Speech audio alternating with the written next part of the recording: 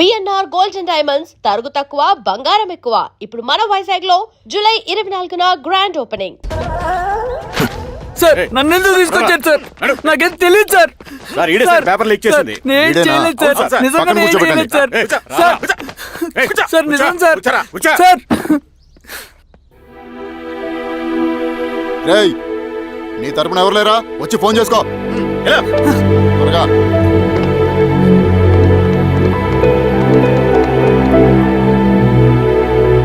Sir నేను Raveen sir. Ravi చెప్పు. Sir నేను పోలీస్ స్టేషన్ లో ఉన్నాను సార్. మీరు నాన్న అర్జెంట్ గా రండి sir please sir. Police station ఏమైంది రవి? ముందు మీరు రండి సార్ ప్లీజ్, నేను చెప్తాను సార్. సరే సరే వస్తున్నా. వెళ్ళి కూర్చో. సార్ అయ్యా దండలయ్యా. రే రవి నాకేం తెలియదు ఏయ్, నాన్న. నువ్వు ఆగు. నీ కొడుకు క్వశ్చన్ పేపర్స్ దొంగతనం చేసి దొరికిపోయాడు. ఎఫ్ఐఆర్ రాసి కేసు పెడితే జైలు శిక్ష పడుతుంది. అలా కాకుండా కేసు క్లోజ్ చేయాలంటే 2 లక్షలు కావాలి. వెళ్ళి తీసుకొని రా, అర్థమైందా? ఏదోన్నయ్యా. ఏయ్, నా సంగతి నీకు తెలుసు కదా. లోపలేస్తే 10 సంవత్సరాలు బయటికి రాడు. వెళ్ళి డబ్బులు కొట్టరా.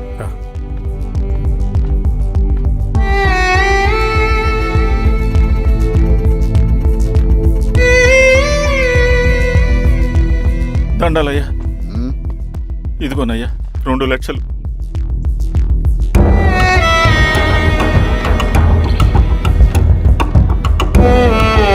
రేయ్, ఆయన పంపించండి రా. ఎలా నిజంగా దీనికి నాకేం సంబంధం లేదు నాన్న. త్వరగా దున్నండిరా. పిఆర్ఓ బంగారం లాంటి భూమిది. అరే ఏంకన్నా పటేల్ మీ పొలం దున్నేస్తున్నాడు. పట్టేలు మా పొలం దూరం రవి పద.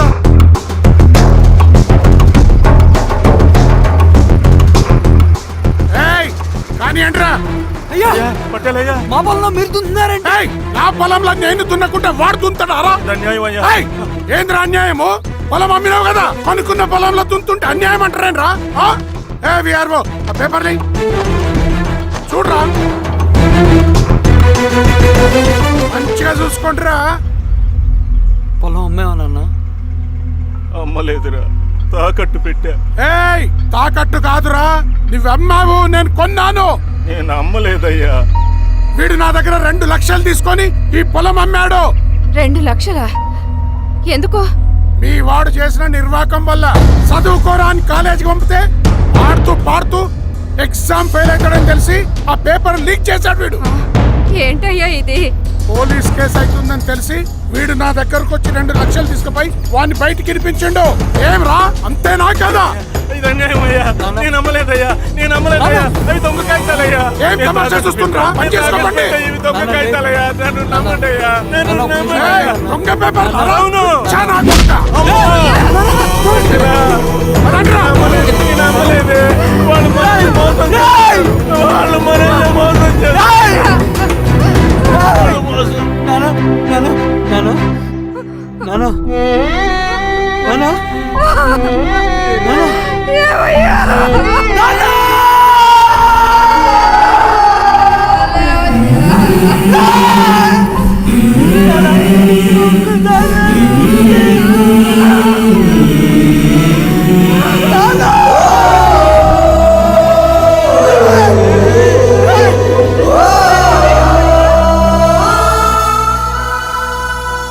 నాన్న చనిపోయిన తర్వాత మా భూమి కోసం వెళ్ళి పై అధికారులను కలిశాను, కానీ వాళ్ళు కూడా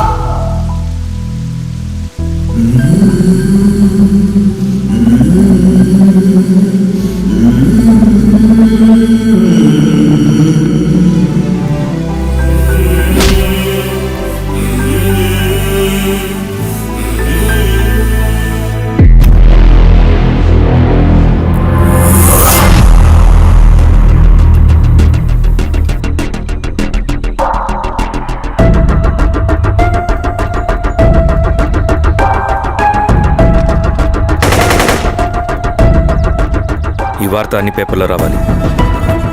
ఈ లెటర్ బాధితుడికి అందించండి. లాల్ సలాం. లాల్ సలాం.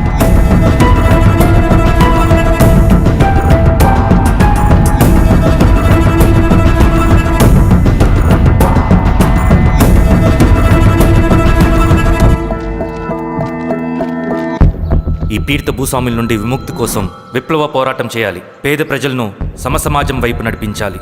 దళం నిన్ను ఆహ్వానిస్తుంది. రా, జనం కోసం పోరాటం చేద్దాం. లాల్ సలాం.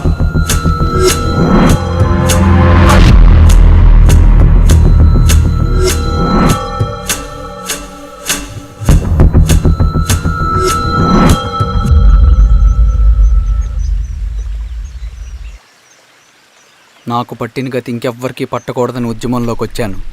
ఇన్ఫార్మర్గా చేరాను. దానికోసం ఎంతమందినైనా చంపుతాం, చేస్తాం. కానీ మేమనుకున్న సమాజం తీసుకొస్తాం. కమ్యూనిస్ట్ రాజ్యాన్ని స్థాపిస్తాం. సమాజమా అంటే? రష్యాలో, చైనాలో, వియత్నంలో మా కమ్యూనిస్టులు విప్లవం ద్వారా సాధించిన ఆదర్శ సమాజం.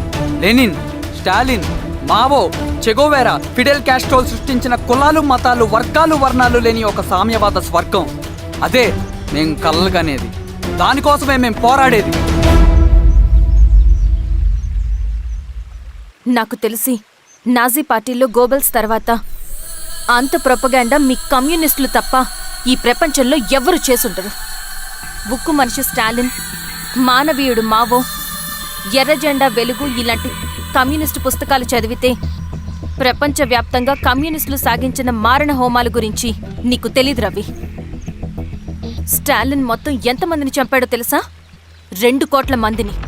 మనుషుల్ని చంపడంలో హిట్లర్నే మించిపోయాడు. చాలా మందిని సైబీరియన్ లేబర్ క్యాంపులకు పంపి దారుణంగా హింసించి మరీ చంపేశాడు. 2వ ప్రపంచ యుద్ధంలో బెర్లిన్ని ఆక్రమించిన రష్యన్ సైనికులు 8 ఏళ్ల నుండి 80 ఏళ్ల వయసులో కంటికి కనపడిన ఏ స్త్రీని వదలకుండా సామూహిక మానభంగం చేశారు. అది కూడా మీ కమ్యూనిస్ట్ దేవుడు స్టాలిన్ హయాంలోనే జరిగింది. ఇక మీ మావోయిస్టుల భగవంతుడు China chairman Mao Zedong great leap forwarded cultural రెవల్యూషన్ల పేరుతో 14 నుంచి 20 మిలియన్ల ప్రాణాల్ని పొట్టను పెట్టుకున్న మహానుభావుడు. ఇది మీ కమ్యూనిస్ట్ దేవుళ్ళు రాసిన రక్త చరిత్ర. ఆ దేశాలలో పేపర్లు ఉండవు, టీవీలు ఉండవు, స్వతంత్రమే ఉండదు. 1962లో చైనా మన దేశం మీదకి దాడి చేసి భూభాగాన్ని ఆక్రమించినప్పుడు ఒక్కరు కూడా నోరు మెదపలేదు.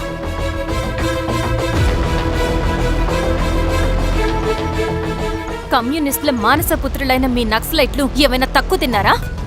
పశ్చిమ బెంగాల్లోని నక్సల్బరి అనే గ్రామంలో 1965లో జోతేదార్ల దౌర్జన్యానికి వ్యతిరేకంగా పుట్టిందే మీ ఉద్యమం. A for arms, B for Bengal, C for Charu Majumdar. చారు మజుందార్ చెప్పిన స్టేట్మెంట్ గుర్తుందా? వర్గశత్రువుని ఖతం చేసి వాడి నెత్తుట్లో చేతులు ముంచని వాడు విప్లవకారుడు ఎలా అవుతాడు? అక్కడి నుంచి మొదలైంది మీ నక్సల్స్ హింసాకాండ. 1965 నుంచి ఇప్పటిదాకా 1,00,000 మందిని ఉద్యమం పేరుతో చంపేశారు. కేఎస్ వ్యాస్, పరదేశీ నాయుడు, ఉమేష్ చంద్ర, శ్రీపాదరావు, దుగ్గిరాల వెంకట్రావు, హైగ్రీవాచారి, బుడ్డా వెంగల్ రెడ్డి, ఇలా చెప్పుకుంటూ పోతే ఎంతో మంది మీ చేతుల్లో చంపబడ్డారు. ఇంతమందిని చంపి ఏం సాధించారు మీరు? కంపెనీలు తెచ్చారా? ఉద్యోగాలు ఇప్పించారా? ఇళ్లు కట్టారా? హాస్పిటల్స్ పెట్టారా? ఏం చేశారు మీరు? You did nothing. కడితే డెవలప్మెంట్, కూర్చితే విధ్వంసం. విధ్వంసం చేశారు కానీ డెవలప్మెంట్ ఏం చేశారు మీరు? అంటే ఇన్నేళ్ల ఉద్యమంలో మేం మంచేయలేదా? లేకే, ఖచ్చితంగా చేశారు. తెలంగాణ సాయుధ పోరాటం, శ్రీకాకుళం సాయుధ పోరాటం వాళ్ళ చలవే. భూస్వాములు తగ్గి కూలీ రేట్లు పెరిగాయి అంటే అది మీ చలవే. నంబూద్రిపాద్, జ్యోతి బసు, సోమనాథ్ చటర్జీ, పుచ్చలపల్లి సుందరయ్య, తరిమెల నాగిరెడ్డి, చంద్ర రాజేశ్వరరావు, నల్లా నరసింహులు ఒక్కొక్కరు ఒక్కో లెజెండ్. కానీ వీళ్ళు ప్రజానాయకులు. తుపాకీ పట్టి అడవిల్లోకి వెళ్లలేదు. ఎలక్షన్స్ లో గెలిచి ప్రజా సమస్యల్ని పరిష్కరించారు. కానీ మీరేంటి ఎలక్షన్స్ వద్దు అంటున్నారు? ఒక తుపాకీతో మనిషి ప్రాణాలు తీసే బదులు ఒక పెన్నుతో 10 మంది ప్రాణాలు కాపాడొచ్చు. మీలాంటి వాళ్ళు ఉండాల్సింది ఎర్ర జెండా నీడలో కాదు, దేశ జెండా నీడలో. చంపుకుంటూ పోతే ఒకరోజు మనకిష్టమైన వాళ్ళని కూడా చంపుకోవాల్సి వస్తుంది రవి. నా మాట విను. ఇవన్నీ వదులుకుని నాతో రా. ఈ అడవి బయట నీకు గొప్ప ఫ్యూచర్ ఉంది. రా. సంతకం పెట్టండి శిరీష. నేనెందుకు చెప్తున్నానో అర్థం చేసుకోండి. రవి, సంతకం పెట్టండి.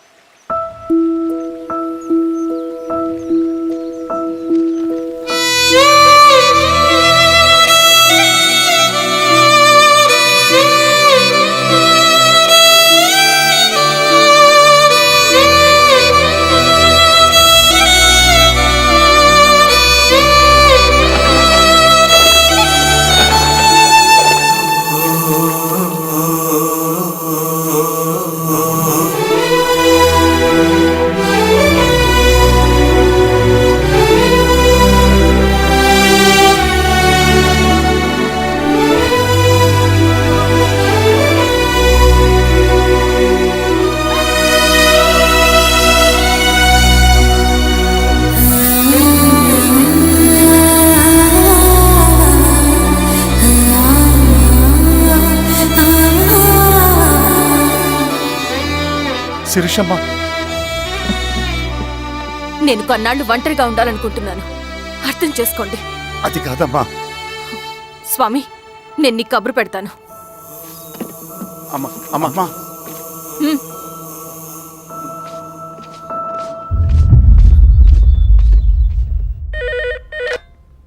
హలో, ఎవరండి?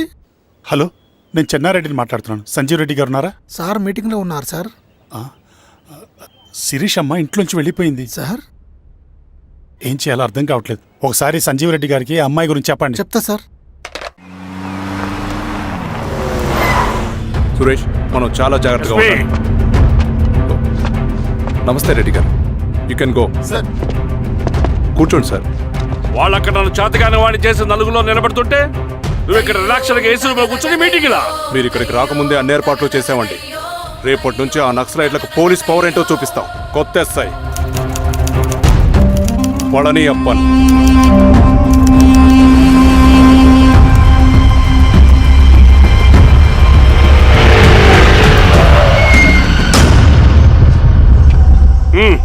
ఏదోటి చేయండి త్వరగా.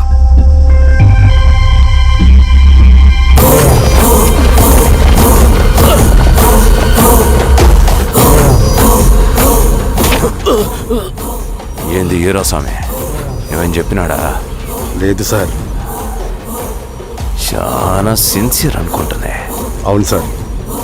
మన సిన్సియారిటీ కూడా చూపియాలి కదా.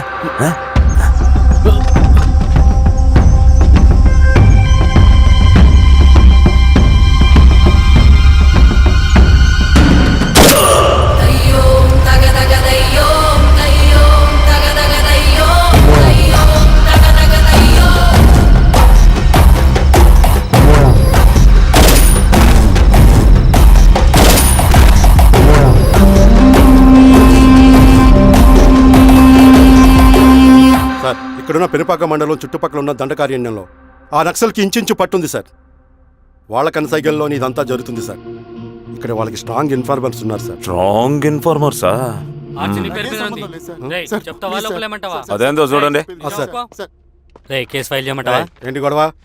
సార్, గంజా కేసులో దొరికాడు సార్. నాకేం సంబంధం లేదు సార్. పోలీసులు నన్ను ఇరికిస్తున్నారు సార్. నర్మే ఏందా గోలా? సార్, మన పోలీస్ చెకింగ్లో ఆటోలో గంజాయి దొరికిందండి సార్. ఆ ఆటో డ్రైవర్ నాకు సంబంధం లేదు అంటున్నాడు. గంజాయా? ఒంట్లో నీకు పిలవండి. రా మీరు బాండి. హీరోస్వామి గారు సార్. కూకో. సార్, నీ పేరేంది? రాజప్ప సార్. కూకో. ఎవరు? లంకపురం సార్. కూకో కూకో కూకో. ఏం చేస్తా అంటావు? ఆటో డ్రైవర్ని సార్. కూకో. నీ అబ్బాయి ఎన్నిసార్లు చెప్పాలా నీకా? వయసులో పెద్దోడిని, పోలీసోడిని, నాకు ఒకే విషయం 10 మార్లు చెప్పడం ఇష్టం ఉండదు. అర్థమైందా? కూకో.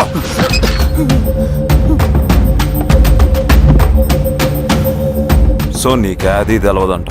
అవును సార్, నాకే సంబంధం లేదు.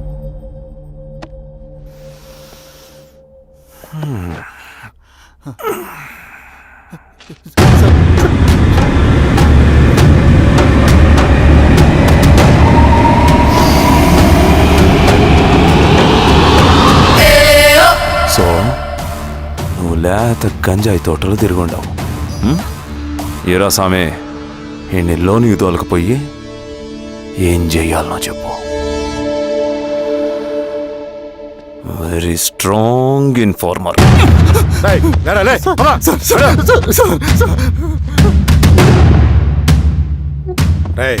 ఆ నక్సల్స్ కనిపిస్తే ఈ సొరకాయ బొర మీద ఉన్న ఈ బటన్ నొక్కు, మాకు సిగ్నల్ వస్తుంది. 10 నిమిషాల్లో మేము అక్కడ ఉంటాం. జాగ్రత్త. అలాగే అండి. తేడా వస్తే తెలుసుగా. పా.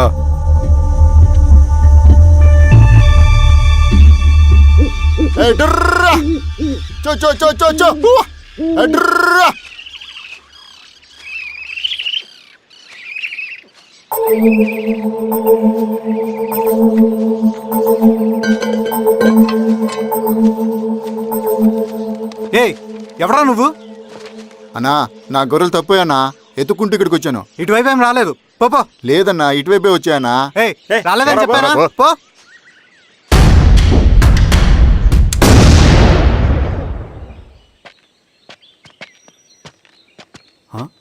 రవి ఆ, ఏంటి ఈ మధ్య కనపట్లా? అన్నా అది అవునులే, అమ్మాయి గారు లేనప్పుడు నువ్వెందుకు వస్తావు? నువ్వెలా ఉన్నావు అన్నా? ఏం బాగుంటాను రవి, మంచి చేసే మనుషులు ఊళ్ళో లేనప్పుడు ఊరు ఎలా బాగుంటుంది, నేను ఎలా బాగుంటాను? వస్తారా?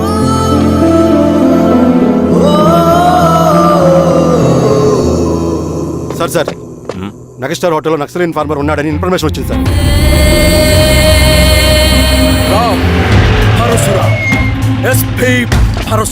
అన్న ఈ క్యాప్ నాకు సూట్ అయింది, ఈ డ్రెస్ నీకు సూట్ అయిందన్నా.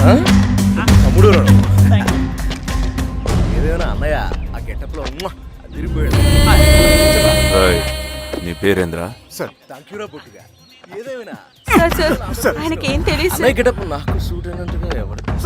వీరాస్వామి, వీక్ ఇన్ఫార్మర్ దొరికిపోయినాడు. సార్ సార్ సార్ ఏమైంది సార్? రేయ్, ఎవడ్రా నువ్వు? మనోడి సార్. ఏయ్, ఇవ్వండి.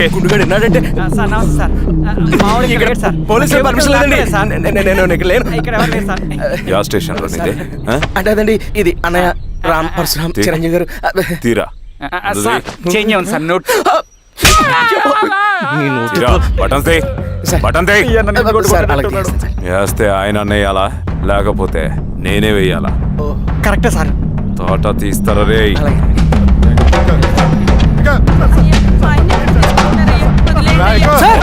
ఏం సార్? ఈ పలైన పనిగడ వల్ల ప్రశాంతంగా భోజనం కూడా చేయలేకపోతున్నాం. వీరాస్వామి,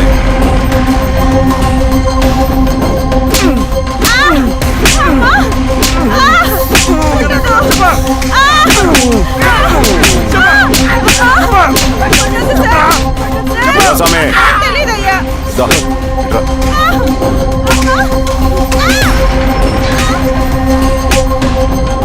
ఏదైనా చెప్పినారా? చెప్పట్లేదు సార్. చెప్పలేదా? ఓ టీ చెప్పు.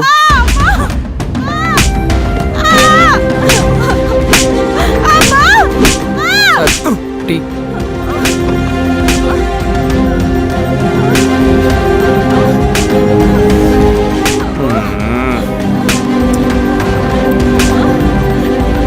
రే ఆబ్రా,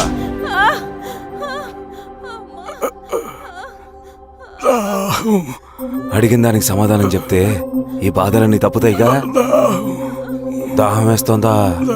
నీ దాహం నేను తీరుస్తాగానే నాకు కావాల్సిన ఇన్ఫర్మేషన్ నువ్వు ఇస్తావా? ఇస్తావా?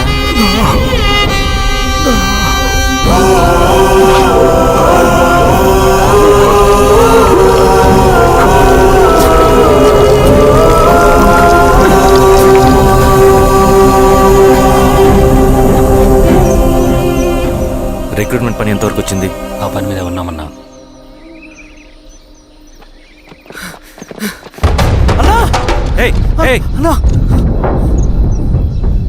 నువ్వేంట్రా ఇలా వచ్చావు? మన దళ సభ్యుల్ని, ఇన్ఫార్మర్స్ని పోలీసులు చిత్రహింసలు పెట్టి చంపేస్తున్నారు. మన జీవితాన్ని పణంగా పెట్టి మన కుటుంబాలను త్యాగం చేసి ఈ అడవిలో ప్రజల కోసం పోరాడుతుంటే ఈ ఎన్కౌంటర్స్ ఏంటన్నా? రవి, ఇలాంటప్పుడే ధైర్యం కోల్పోకూడదు. చనిపోయిన ప్రతి నక్సల్ రక్తం పొట్టుకి సమాధానం చెప్పే సమయం వస్తుంది. కంగారు పడకు రవి. ఇలాంటప్పుడు నువ్వు బయట తిరగడం మంచిది కాదు. మాతో పట్రా. అన్నా పద.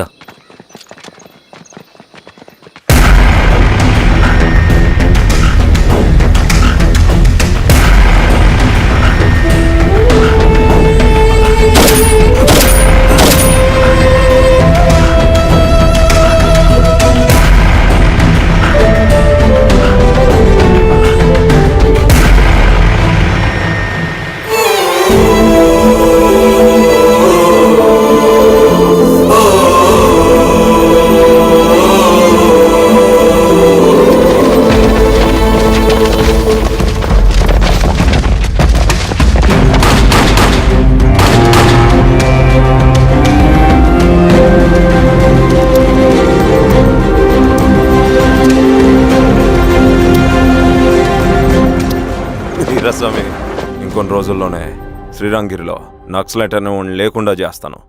మీరు నక్సల్స్ ని ఎన్కౌంటర్ చేస్తానన్న న్యూస్ నిజమేనా? అందరూ రిమాండ్లో ఉన్నారు. సింగనన్న ఎన్ని రోజుల్లో పట్టుకోబోతున్నారు? ఈరోజామే సార్ ఎన్ని రోజుల్లో పట్టుకుంటారంటే దానికి ఏమైనా ముహూర్తం ఉంటుందా? పట్టుకున్నాక చెప్తాంలే. సమాధానం చెప్పండి సార్. శ్రీరామగిరి గ్రామ అడవుల్లో జరిగిన కోంబింగ్ ఆపరేషన్ లో దొరికిన నక్సల్స్ ని రిమాండ్ కు తరలిస్తున్నామని ఎస్ఐ పళనియప్పన్ తెలిపారు. మిగిలిన నక్సల్స్ ని కూడా త్వరలోనే పట్టుకుంటామని, అక్కడ సింగన దళమే లేకుండా చేస్తామని చెప్పారు. ఇంకొన్ని రోజుల్లోనే శ్రీరామగిరిలో నక్సలైట్ అనే లేకుండా చేస్తాను. లాల్ సలాం కామ్రేడ్. లాల్ సలాం. న్యూ రిక్రూట్మెంట్ కోసం కుర్రాళ్ళు వచ్చారు. పిలు. రండి.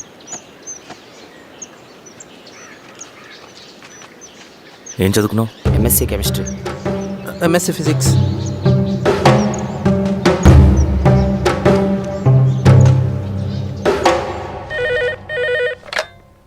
హలో బాబాయ్ నేను.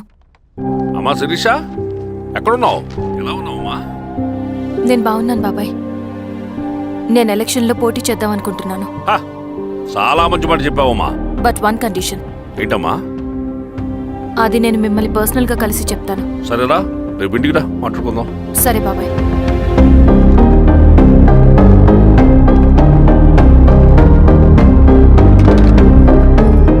ఏమైంది నీకు? ఇంత జరిగిన తర్వాత కూడా మళ్ళీ ఎలక్షన్స్ అంటున్నావు? తప్పదు స్వప్న. రవి కోసం ఇది చెయ్యాలి. ఈ ఎన్కౌంటర్ ఆపకపోతే రవికి ప్రమాదం. నేను ఎలక్షన్స్లో నిలబడతానంటే వాళ్ళు ఎన్కౌంటర్స్ ఖచ్చితంగా ఆపుతారు. అదెలా? నేను తప్ప వాళ్ళకి వేరే ఆప్షన్ లేదు. ఉండుంటే ఇప్పటికే ఎలక్షన్స్ జరుగుండేవి. రేపు బాబాయ్ని కలుస్తాను. స్వామి, రవి దగ్గరికి పోని. అలాగే.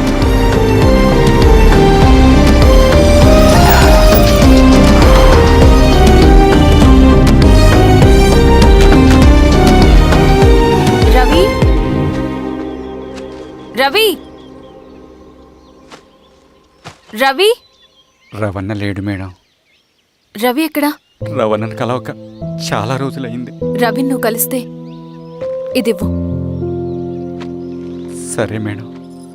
వద్దమ్మా.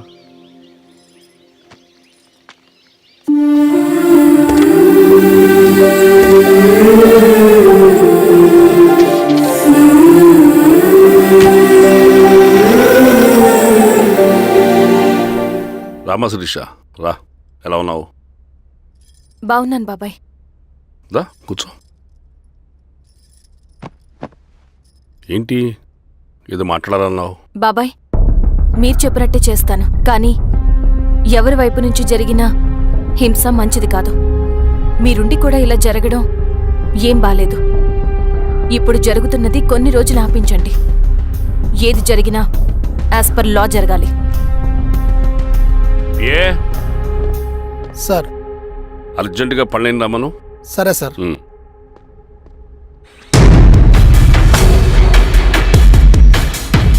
కారంతో కడుపు నింపుకోవాల్సిన పరిస్థితి వచ్చింది. మనం ప్రశాంతంగా నిద్రపోవాలంటే ఈ ఆపరేషన్ సక్సెస్ కావాలి కామ్రేడ్. అలాగే కామ్రేడ్.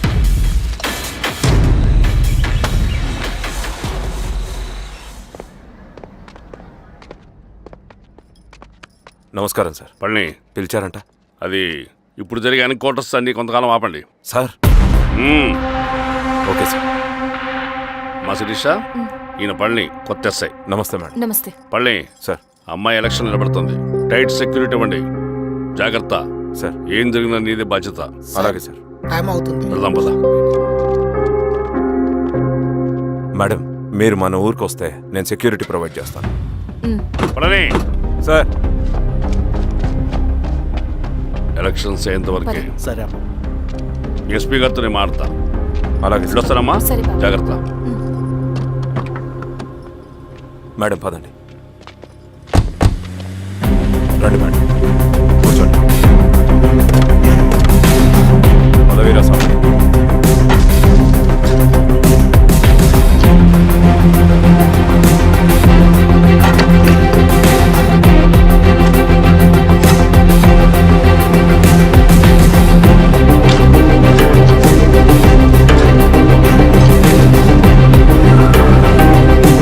ఏమైందిరా? రోడ్డు పని జరుగుతుంది సార్. ఇడిపోని.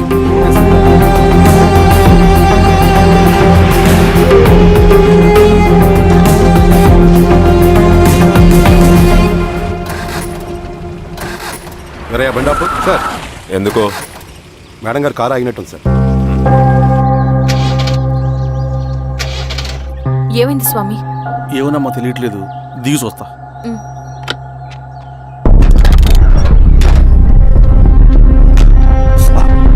అమ్మా ఫ్యాన్ బెల్ట్ దిగిపోయిందమ్మా.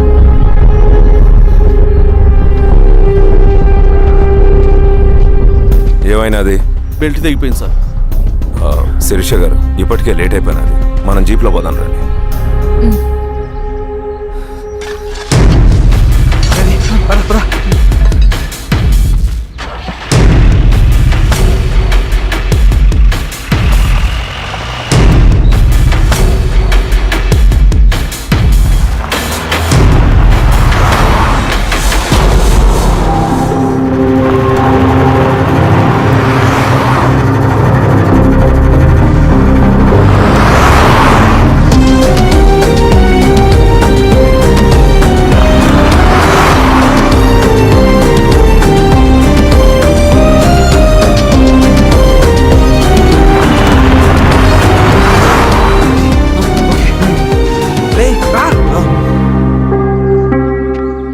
నిమిషాల్లో మీరు గుడ్ న్యూస్ వినబోతున్నారు కామ్రేడ్.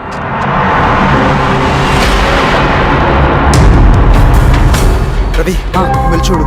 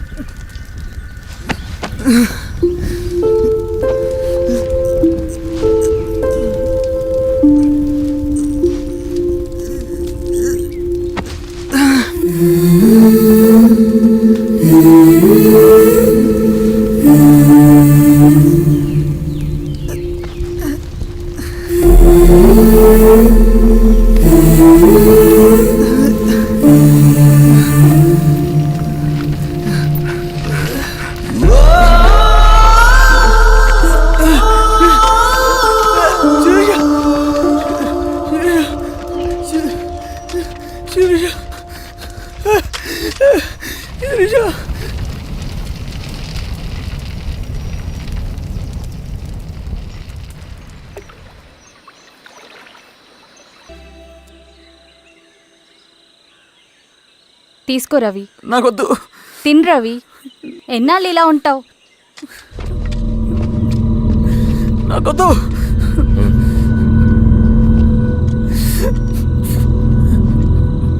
అక్కడ పెట్టేసి తిను.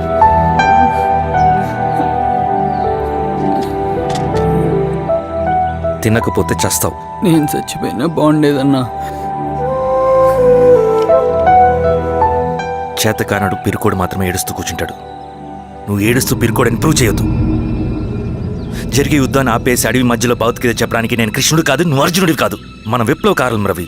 మనకి డ్యూటీస్ తప్ప ఎమోషన్స్ ఉండకూడదు.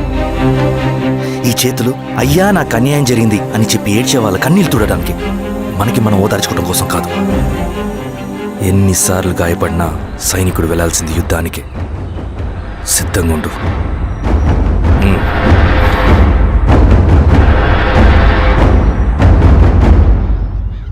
Sebastian, Greyhounds commander. DGP recommendation అంటే చాలా పవర్ఫుల్ అని మీ ఉద్దేశం, కానీ వాడు మీకంటే ప్రతిదానికి ఒక స్ట్రాటజీ ఉంటుంది.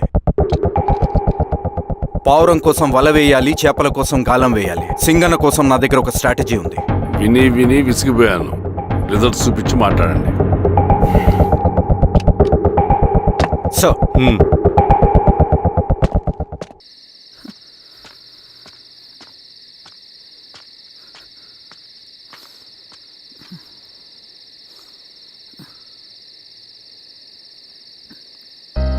ఏమైపోయావన్నా ఇన్ని రోజులు? అసలు ఎలా ఉన్నావన్నా?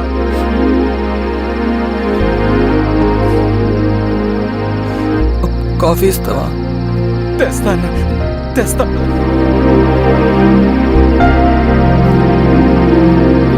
ఇదిగో అన్న.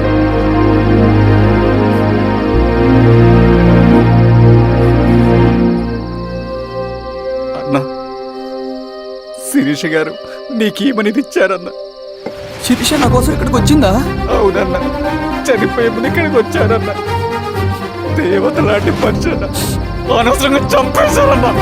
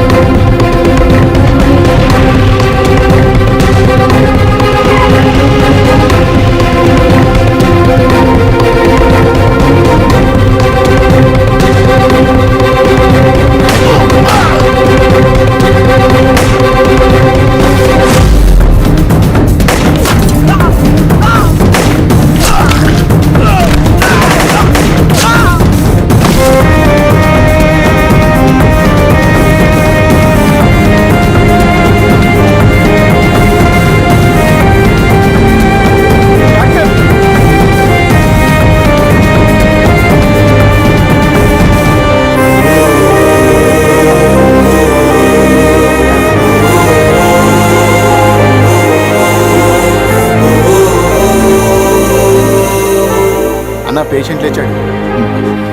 అన్నా అన్నా ఎక్కడికన్నా? పనుంది, ఆగురా. అన్నా రే ఆగు. అన్నా అన్నా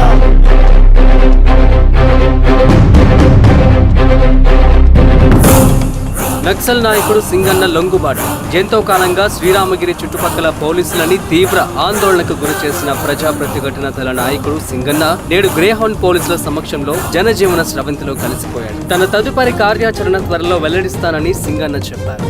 సింగన్న సుదీర్ఘ పోరాటం నుంచి అకస్మాత్తుగా జనజీవన స్రవంతిలో కలవడానికి కారణం ఇంకా తెలియాల్సి స్ట్రాటజీ గురించి చెబుతుంటే నేను ఏమో అనుకున్నా. 100 గొడ్లను తిన్న రాబందు గాలివానకే సచ్చిందట.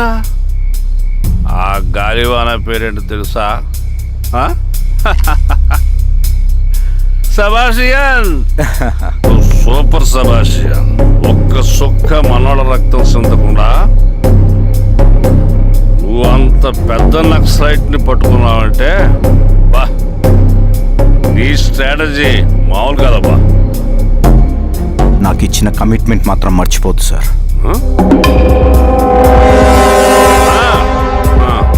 చేస్తా పో, తీసుకో. వేస్తా. సూపర్ అబ్బా, సూపర్.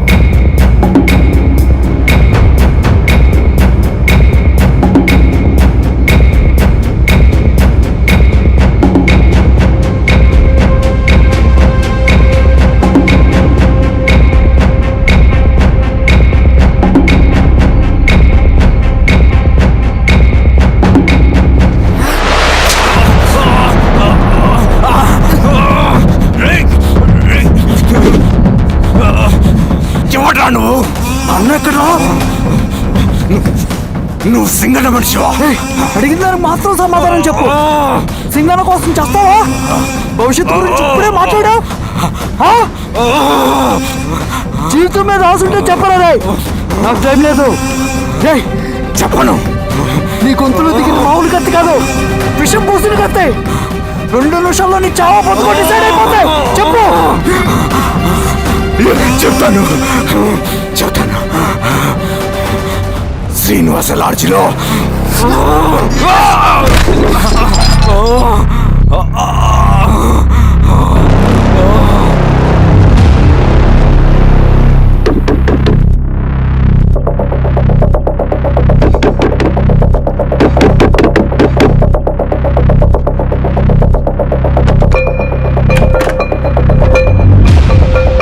నువ్వేంటి ఇక్కడ? సర్లే లోపల.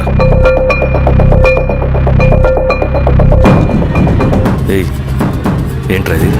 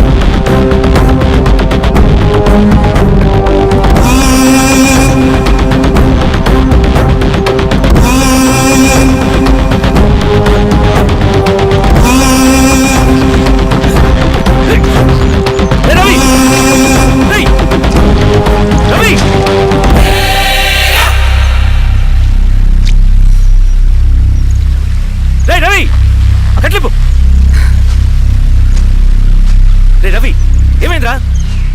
వచ్చి కట్లిప్పు. ఏమైందిరా నీకు? కట్లిప్పు. రే, ఆ పోలీసుకు లొంగిపోవటం, ప్రెస్ మీట్లు మాట్లాడటం అంతా నిజం అనుకుంటున్నావా? రే, అవంతా ఒక స్ట్రాటజీరా. యుద్ధంలో శత్రుబలు పెరిగినప్పుడు మనం మొండిగా ఎదురెళ్ళకూడదు. లొంగిపోయినట్టు నటించాలి. అది నిజంగా లొంగిపోవటం కాదురా, శత్రువుని ఏమార్చడం. నేను అదేరా చేశాను. అది నిజం అనుకోకు. ముందు కట్టిలిపురా అవి. విప్లవంలో నష్టం అన్ని వైపు నుంచి వస్తుంది. నువ్వు నేను ఇంకా మిగిలి ఉన్నాం కదా, ఇంకొక దళాన్ని నిర్మితాం, విప్లవాన్ని కొనసాగిద్దాం. ముందు కట్లిపురా. ఏంట్రా నువ్వు మాట్లాడిన ప్రతిసారి నాకు చప్పట్లు కొట్టాలనిపిస్తుంది అన్న. నువ్వు చెప్పేది నమ్మాలనిపిస్తుంది. ఇప్పుడు కూడా నమ్మేవాడిని కానీ ఇది ఆపుతుంది. మతం మత్తుమందు లాంటిదన్నాడు కార్ల్ మార్క్స్. కానీ అంతకన్నా పెద్ద మత్తుమందు కమ్యూనిజం. ఆ కమ్యూనిజం మత్తులో నుండి నిన్ను బయటకు తీసుకురావడానికి బలమైన సాక్ష్యం కావాలని నాకు అర్థమైంది. ఎలక్షన్ నుంచి విత్డ్రా అయ్యాక నేను నా ఫ్రెండ్ స్వప్న వాళ్ళ ఇంటికి వెళ్ళాను. రే అర్జెంట్గా 25 లక్షలు కావాలరా. Thank you.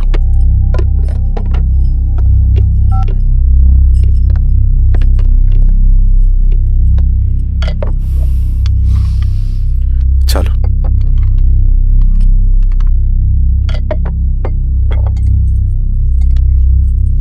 చాలు. చలో అని చెప్పాను కదా, అర్థం కాదే. ఏవండి ఏవండి ఏమైంది స్వప్న? నేను గమనిస్తూనే ఉన్నాను, మీరు ప్రశాంతంగా లేరు. శిరీష, ఆయన బిజినెస్ చాలా ఇబ్బందిగా మారింది. బయట అప్పు తెచ్చి మరీ ఇన్వెస్ట్ చేశారు. వర్క్స్ అన్ని సగంలో ఆగిపోయాయి. కాంట్రాక్టర్స్కి బాగానే మిగులుతాయి కదా. ఆయన ఏదీ క్లియర్గా చెప్పరు.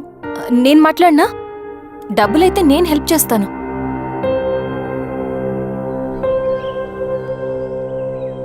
అన్నయ్య, చెప్పమ్మా.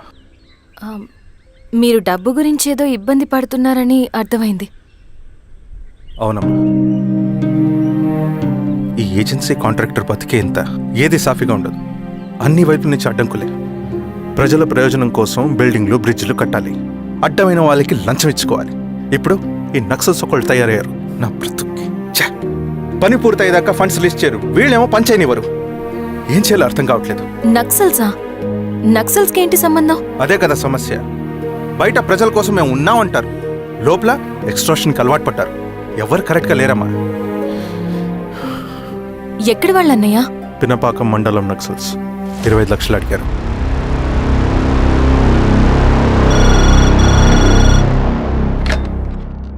హలో ధర్మ, ఆ సింగన్న దళం గురించి నీకు ముఖ్యమైన విషయం చెప్పాలి. సరే, ఓకే, బాయ్. నీతో పర్సనల్గా మాట్లాడాలి. బయటకెళ్ళు. చెప్పు. అన్నయ్య చనిపోయిన తర్వాత ఎలక్షన్స్ లో పోటీ చేసిన నన్ను సింగన్న దళం కిడ్నాప్ చేశారు. కానీ అక్కడ ఒక వ్యక్తిని చూశాను. ఆ వ్యక్తిని అన్నయ్య చనిపోయే ముందు తన దగ్గర డబ్బులు తీసుకోవడం గమనించాను. ఆ క్షణమే సింగన్న దళంపై నాకు అనుమానం వచ్చింది. I'll take care.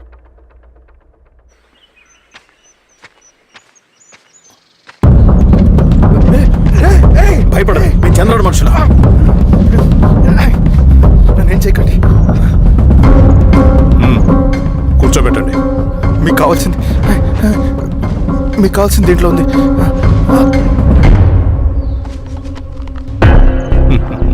కాంట్రాక్టర్ డబ్బులు కదా, కొత్తగా ఉన్నాయి.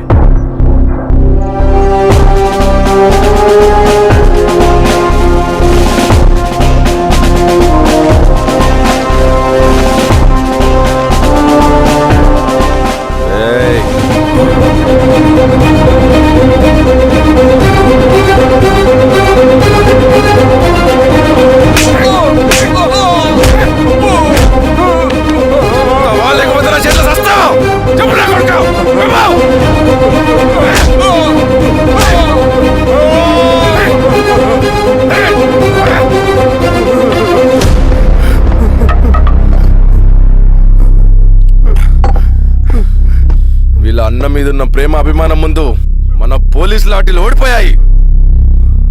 చంద్రన్ ఎన్కౌంటర్ ఎలాగూ పోతాడు. కానీ విచిత్రం ఏంటంటే వాడి భార్య నర్సమ్మ, కూతురు మమత, కొడుకు నరేష్ మరో ఎన్కౌంటర్లో పోవడం చాలా బ్యాడ్ న్యూస్. చెప్పు శిరీష, ఏం చేయమంటావు? నువ్వు ఒక డెసిషన్ తీసుకున్న తర్వాత ఎవరి మాట వినవు కదా. హే దాస్ సార్. రేపు మార్నింగ్ న్యూస్ పేపర్ వద్దని చెప్పు. సరే సార్. తెలిసిన విషయం మళ్ళీ మళ్ళీ చదవాలంటే చాలా బోరింగ్. నేను చెప్తాను సార్, జరిగింది మొత్తం నేను చెప్తాను సార్. సింగన్న దగ్గర నేను 20 సంవత్సరాల నుంచి పనిచేస్తున్నారు సార్. పేదవాళ్ళ కోసం అన్న చేస్తున్న ఉద్యమంలో మేమందరం చాలా కష్టపడి పనిచేసేవాళ్ళం. కానీ ఒకరోజు నేను చెప్పిందంతా చెప్పి ఈశ్వర్ రెడ్డి దగ్గర 10 లక్షలు తీసుకురండి. దేనికన్నా ఇదంతా? దేనికేంటి? మొన్న ఆ కాంట్రాక్టర్ దగ్గర నుంచి, నిన్న బిల్డర్ దగ్గర నుంచి, ఈరోజు ఈశ్వర్ రెడ్డి దగ్గర నుంచి. అధికారం కోసం.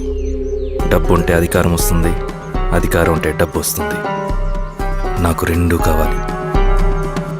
హిట్లర్ పెయింటర్ అవుదామని అకాడమీలో జాయిన్ అవ్వాలనుకున్నాడు, కానీ పనికిరాడని చెప్పి రిజెక్ట్ చేశారు. హిట్లర్ ఏం చేశాడు?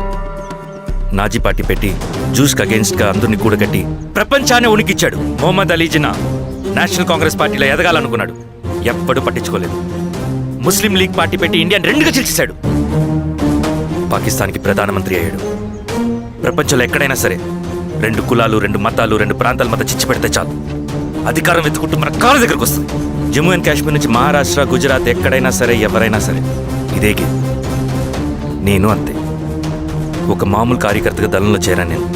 కానీ ఈరోజు న్యూస్ పేపర్లు అయినా సరే, జనాల్లో అయినా సరే, ఎక్కడైనా సరే ఒకే పేరు, సింగన్న, సింగన్న, సింగన్న.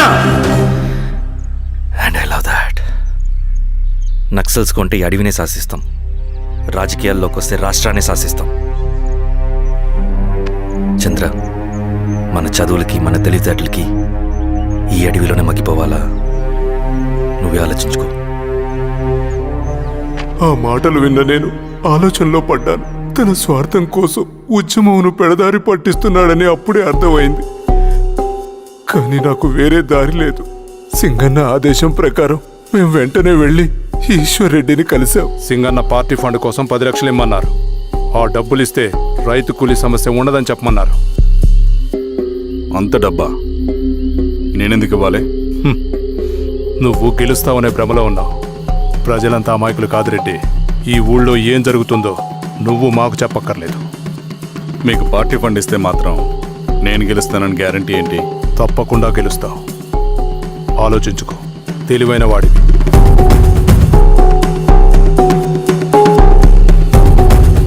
సరే.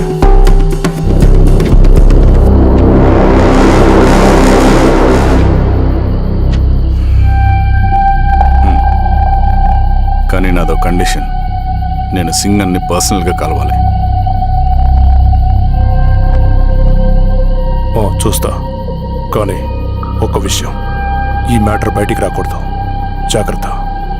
సింగన్న స్ట్రాటజీ ప్రకారం మాకు ఈశ్వర్ రెడ్డి దగ్గర నుంచి డబ్బులు వచ్చాయి. అప్పుడు నరసింహుల్ని పిలిపించి, నువ్వు ఎలక్షన్ నుంచి విత్డ్రా అవ్వాలి నరసింహులు. విత్డ్రానా? 30 సంవత్సరాల తర్వాత వచ్చిన అవకాశం అన్నా ఇది. గెలిచే ఎన్నికల్లోంచి తప్పుకోమంటారేంటి? ఎందుకన్నా? నిన్ను ఈ ఎలక్షన్లో నిలబెట్టింది కమిటీయే, విత్డ్రా చేయమనేది కమిటీయే. సెంట్రల్ కమిటీ ఏం డిసైడ్ చేసినా అది మనం ఫాలో అవ్వాలి. మనకి వేరే ఆప్షన్ లేదు.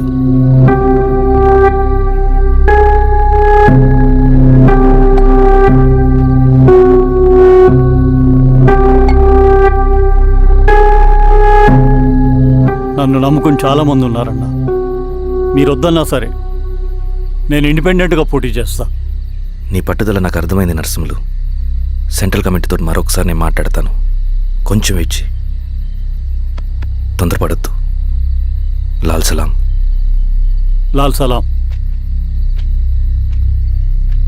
తన మాటకి ఎదురు చెప్పిన నరసింహుల్ని క్రూరంగా హత్య చేయించి ఆ హత్యను ఈశ్వర్ రెడ్డి చేయించాడని అందరినీ నమ్మించి ఆ తర్వాత ఈశ్వర్ రెడ్డిని కూడా.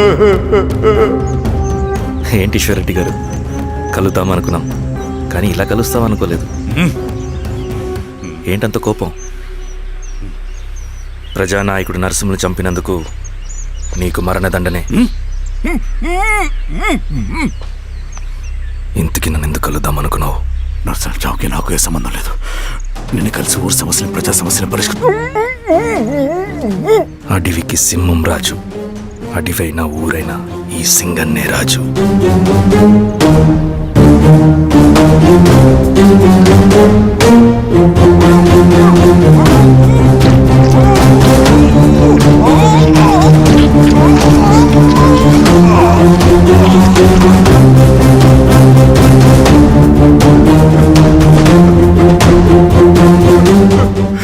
తప్పు చేశావు సార్. మొత్తం సింగన్నే చేశాడు. ఇంకా చెప్పాల్సింది ఏదైనా ఉందా? శిరీష ఆ రోజే చెప్పిందన్నా. ఇన్నాళ్ళ పోరాటంలో ఏం జరిగిందన్నా? ఏమీ లేదు. శిరీష వల్ల వాళ్ళ ఊర్లో రైతులకు భూములు వచ్చాయన్నా. నీ వల్ల చాగి అన్యాయంగా గొంతు కోసుకున్నాడన్నా. నరసింహులు, ఈశ్వర్ రెడ్డి, ఇంకెందరో అమాయకులు నీ అధికార దాహం వల్ల బలైపోయారు.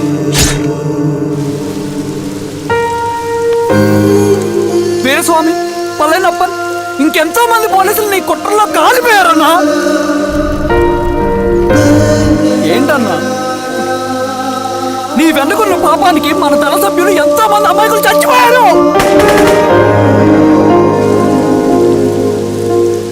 ఆ జనాలు అమాయకులన్నా. నువ్వు మాటలు చెప్పి రెచ్చగొడితే నువ్వేదో సమాజాన్ని ఉద్ధరిస్తావని నీ వెనుకున్నారు.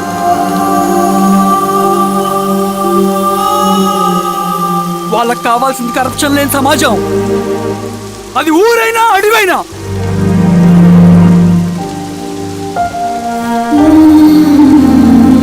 దేవతలాంటి అమ్మాయి అన్నా. బతికినంతకాలం అందరి జీవితాన్ని బాగు చేసిందన్నా.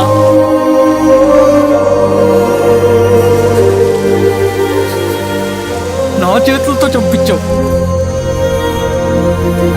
నన్ను మనిషిని కాకుండా చేశావు. ఈ జెండా అడ్డు పెట్టుకుని చేస్తున్న దురాఘాతాలు, ఈ సిద్ధాంతపు ముసుగులో జరుగుతున్న హింస, దోపిడీ, మోసం అన్నీ ఆగాలి, ఆగిపోవాలి.